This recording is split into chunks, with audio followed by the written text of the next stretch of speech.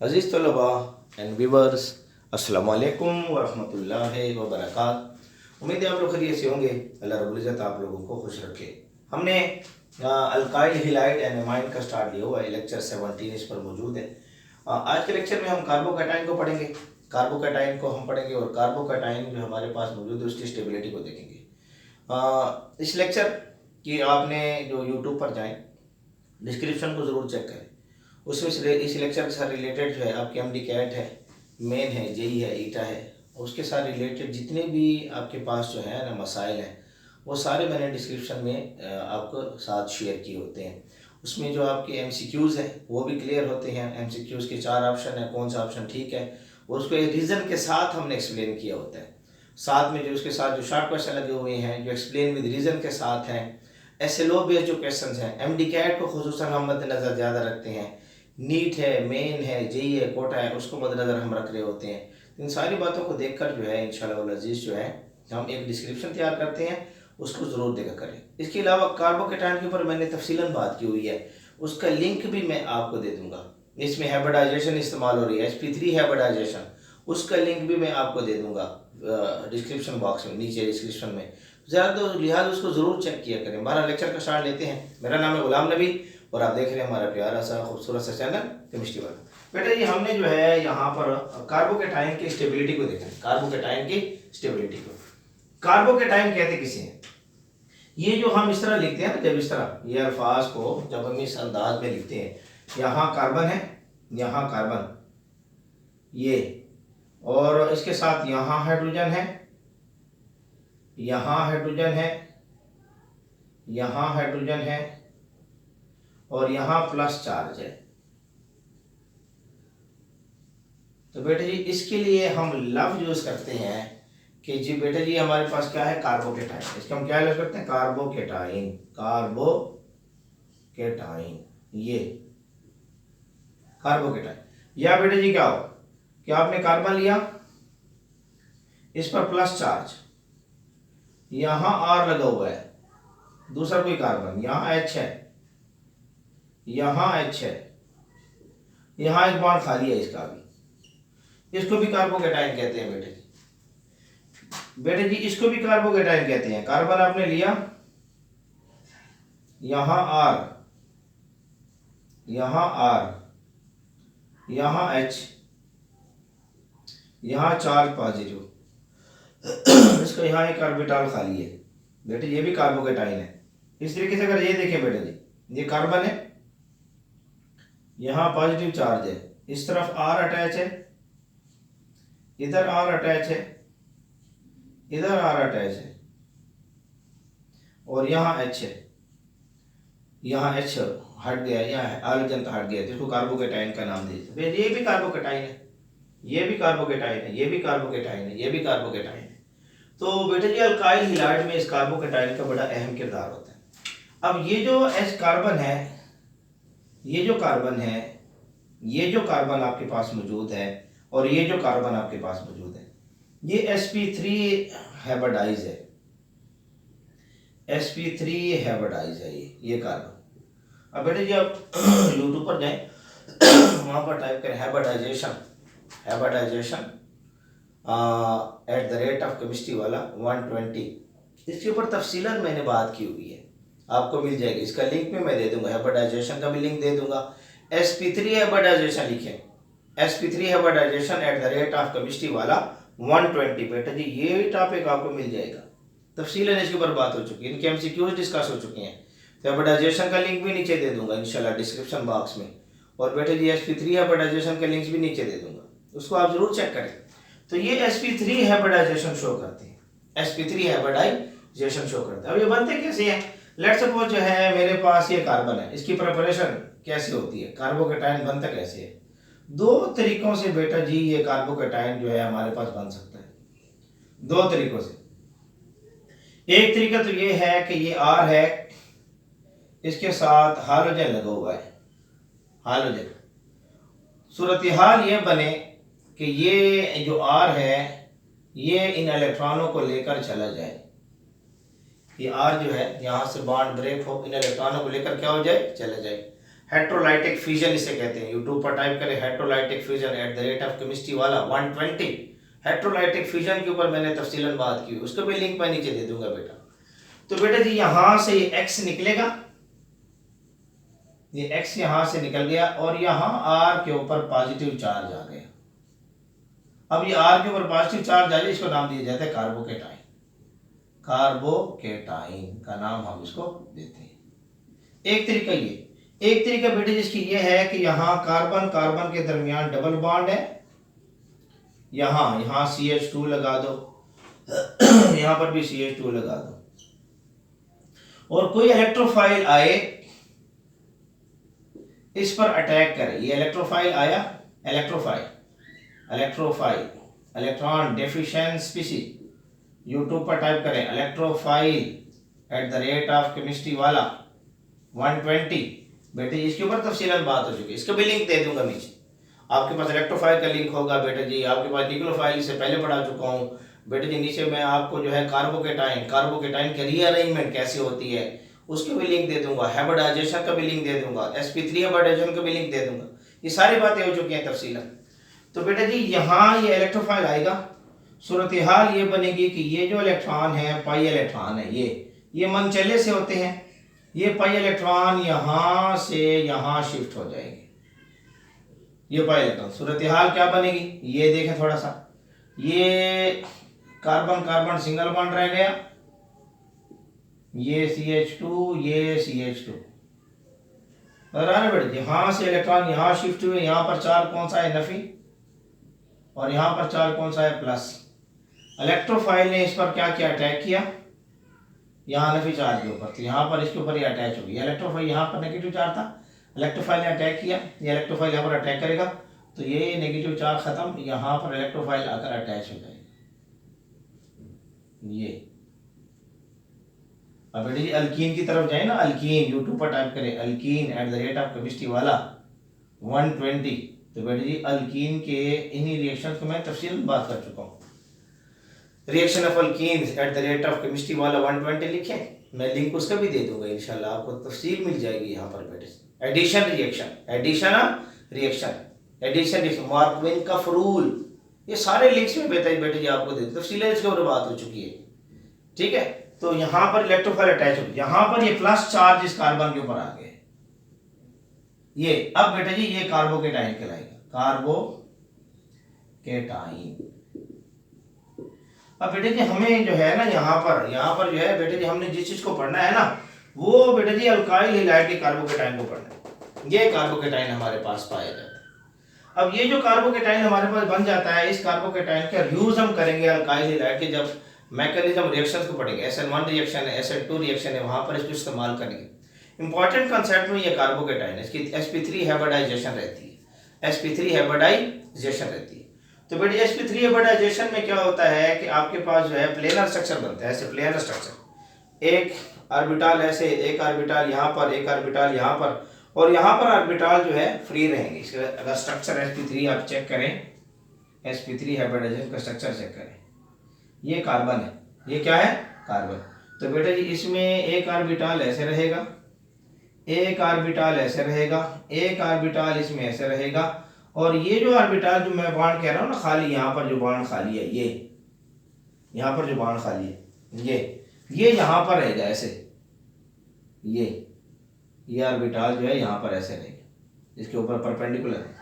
अब इसके साथ ये हाइड्रोजन जो अटैच हो रहा है, यहाँ देख रहे हैं, ये यहाँ पर हाइड्रोजन अटैच है, यहाँ पर हाइड्रोजन अटैच है, यहाँ पर हाइड्रोजन अटैच, ये इसके स्ट्रक्चर को मैंने तफसीलन बात की है। sp3 हाइब्रिडाइजेशन यूट्यूब पर टाइप करें, sp3 हाइब्रिडाइजेशन @केमिस्ट्री वाला 120 तफसीलन इसके ऊपर बात आ चुकी है।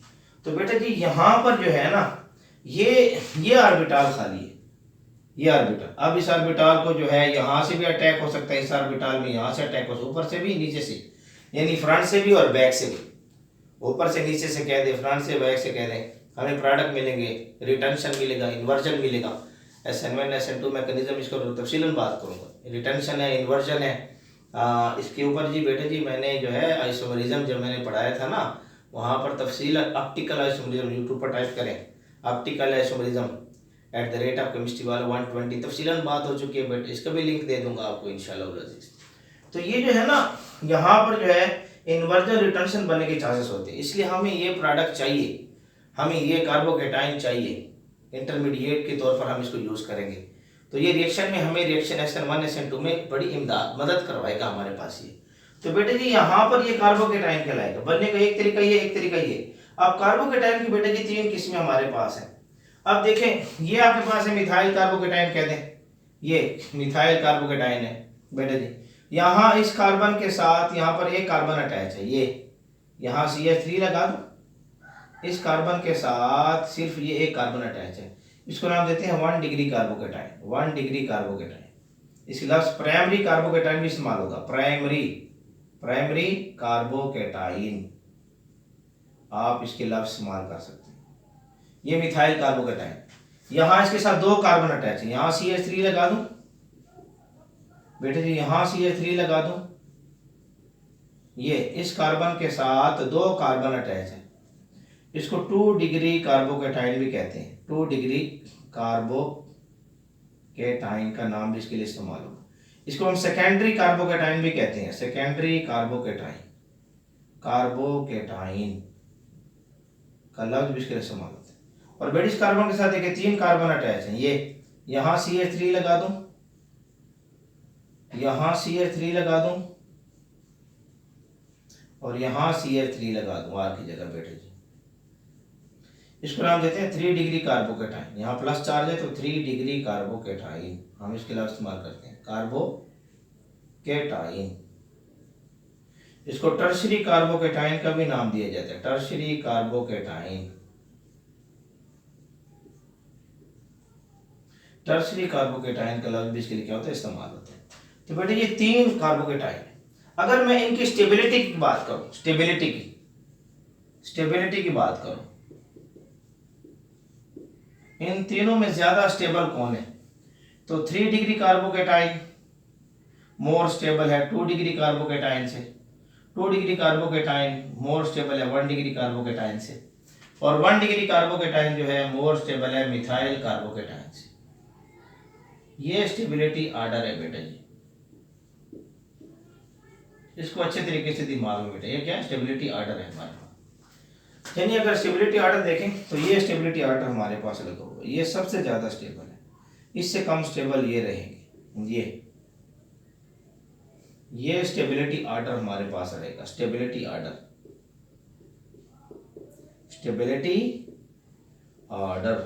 हमारे पास है, ये स्टेबिलिटी आर्डर हमारे पास है। तो बेटे जी ये अब ये ज्यादा स्टेबल क्यों है बेटे जी, यहाँ पर जो है ना ये जो है ना ये इसके पास जो इलेक्ट्रॉन है ना, ये इलेक्ट्रॉन डेंसिटी को इस तरफ पुश करता है, ऐसे इलेक्ट्रॉन मिथाइल ग्रुप के अंदर इस वक्त इलेक्ट्रॉन डेंसिटी को पुश करता है, ऐसे धकेलता है, ऐसे पुश करता है। इसके लफ्ज इस्तेमाल होगा इंडक्टिव इफेक्ट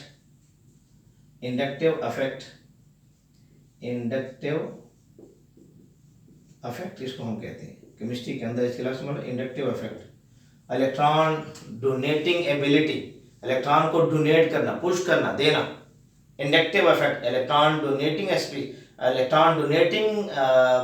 इसमें सिफत है, ये इलेक्ट्रॉन को क्या करते हैं, डोनेट करते हैं।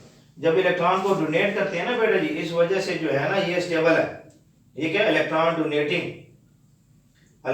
डोनेटिंग अल्काइल ग्रुप है, इंडक्टिव इफेक्ट कहते हैं, या इसको आप नाम दें electron donating alkyl group. Electron donating, ये इलेक्ट्रॉन को डोनेट करते हैं, छोटा सा लिख रहा हूं, अल्काइल ग्रुप, ये अल्काइल ग्रुप इलेक्ट्रॉन डोनेटिंग है।